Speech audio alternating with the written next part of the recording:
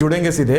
और बिहार में भीषण गर्मी का कहर देखने को मिल रहा है। बिहार में गर्मी का आलम यूं है कि ऑरेंज अलर्ट जारी कर दिया गया है और स्कूल भी बंद कर दिए गए हैं, लेकिन इसके बावजूद कई लोगों की सेहत बिगड़ रही है और जानलेवा गर्मी में लोगों का घरों से निकलना मुश्किल हो गया है। राजीव जी, देखिए जिस तरह से भीषण गर्मी पड़ रही है, स्कूल बंद कर दिए गए हैं, लेकिन प्रशासन की तरफ से और सरकार की तरफ से क्या कुछ व्यवस्था की गई है इससे निपटने के लिए? क्योंकि ऐसी स्थिति में जब कोई अस्पताल भी पहुंचे तो इलाज की समुचित सुविधाओं का होना जरूरी है।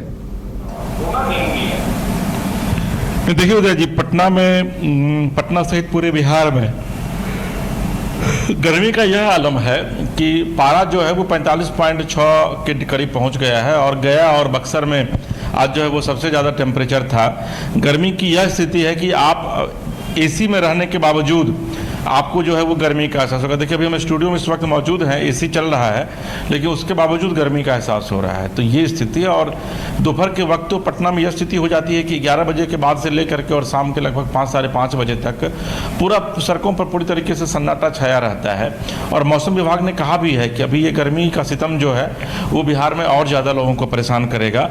बिहार में विद्यालयों को बंद कर दिया गया। कल की बात बता रहे हैं कि कल परसों आदेश जारी किया गया और परसों जब सरकारी विद्यालयों में बच्चे विद्यालय स्कूल गए हुए थे तो पटना में ही कहीं किसी एक विद्यालय में 9वीं क्लास की एक छात्रा है जो कि गर्मी की वजह से वो दम तोड़ दी। तो ये स्थिति है गर्मी की। अंदाज़ा आप लगाइए कि तमाम स्कूल संस्थानों को बंद कर दिया गया है। तमाम जो कोचिंग सेंटर हैं, आज डीएम की तरफ से आदेश निकाला गया है कि उसको भी जो है वो अगले आदेश तक बंद रखा जाएगा, 15-17 तारीख तक।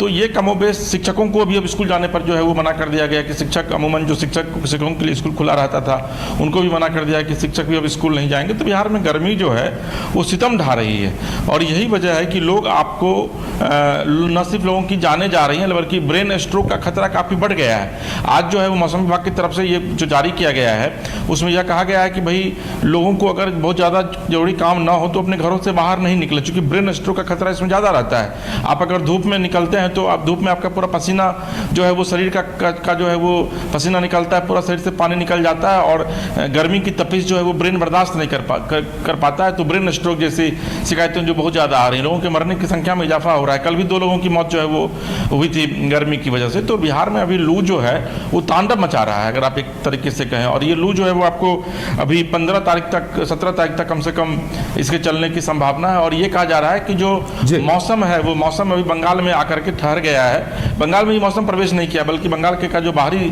सीमा है वहाँ पर आकर के मौसम जो है वो अभी ठहर गया है। और जब मौसम बंगाल में प्रवेश करेगा उसके बाद फिर बिहार आएगा, उसके बाद तब फिर लोगों को गर्मी से जो है वो निजात मिलेगी। तो आप अंदाज़ा लगाइए कि गर्मी का कहर किस तरीके से बिहार में जो है वो फिलहाल बरपा रहा है गर्मी। जी चलिए, अब देखने वाली बात ये होगी कि भीषण गर्मी से राहत कब तक लोगों को मिल पाती है। राजीव जी, हमारे साथ जुड़ने के लिए आपका बहुत बहुत धन्यवाद। तो